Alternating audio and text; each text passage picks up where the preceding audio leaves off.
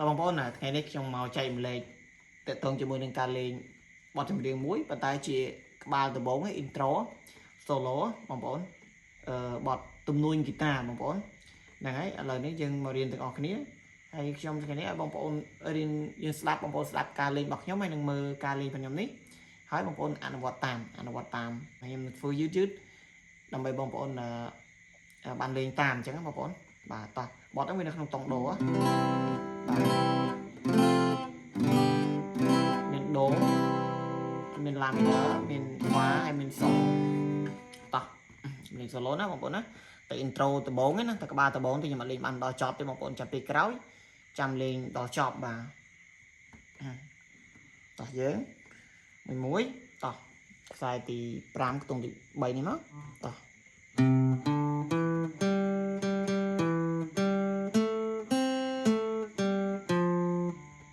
ហើយមកនេះមក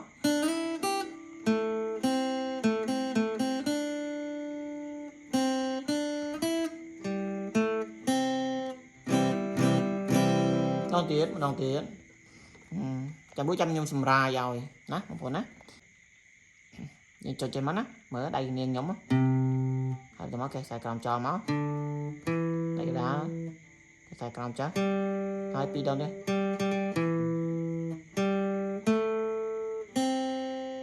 នេះគេចោលហើយអស់ដៃនាងយើងមកក្រោមនេះមក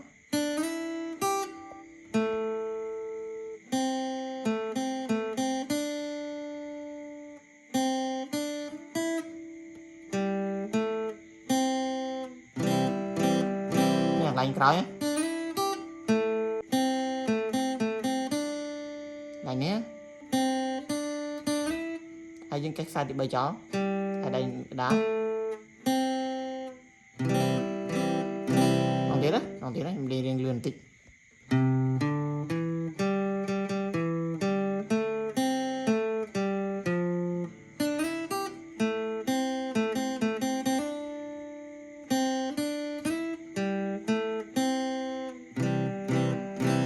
ប៉ុណ្្នឹងទេបងប្អូនប៉ុណ្្នឹងទេអត់ទៀតណា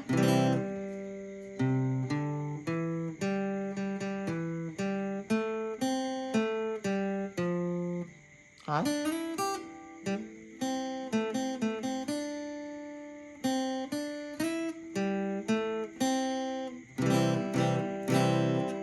ឃើញស្រមោ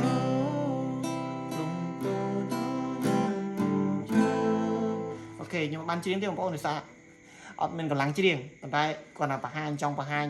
បងប្អូនអាចរៀនលេងហើយនឹងមើលតាមការលេងរបស់ខ្ញុំនេះបងប្អូនអាចរៀនលេងតាមបានអញ្ចឹងបងប្អូនហើយខ្ញុំបានច្រៀងដោយសារពេលខ្លះពេលខ្ញុំលេងពេញបទពេកទៅវាអាចជាប់ពីច្រើនដាក់ផុសនៅក្នុង YouTube តែងតែជាប់បងប្អូនជាប់យើងយកបទសម័យដើមឬបទគេយើងយកមកសម្រាយក៏ដូចជា cover ឬក៏យើងយកមកបង្រៀនចេះក៏ជាប់ដែរឥឡូវហ្នឹងអញ្ចឹងនេះវាពិបាកត្រង់ហ្នឹងបាទខ្ញុំតែបងថារកពិធីដើម្បីយើងក្នុងការចែកម្លែកពួកអីខ្ញុំមិនប្រកាសថាយកបទខ្លួនឯងដើម្បីមកបង្រៀនឬក៏ចែកម្លែកទៅបងប្អូនទេយើងយកគ្រប់បទពីដើមបទសម័យឬក៏បទបរទេសចឹងណាប៉ុន្តែវាប្រឈមនឹងការជាប់ copyright ឬក៏អីចឹងទៅណាបងប្អូនប៉ុន្តែសម្រាប់បទនេះខ្ញុំគាត់តែបង្ហាញ intro បន្តិចទេណាបងប្អូនណាហ្នឹងហើយហើយអរគុណច្រើនបងប្អូនសម្រាប់ការរៀនជាមួយគ្នានៅពេលវេលា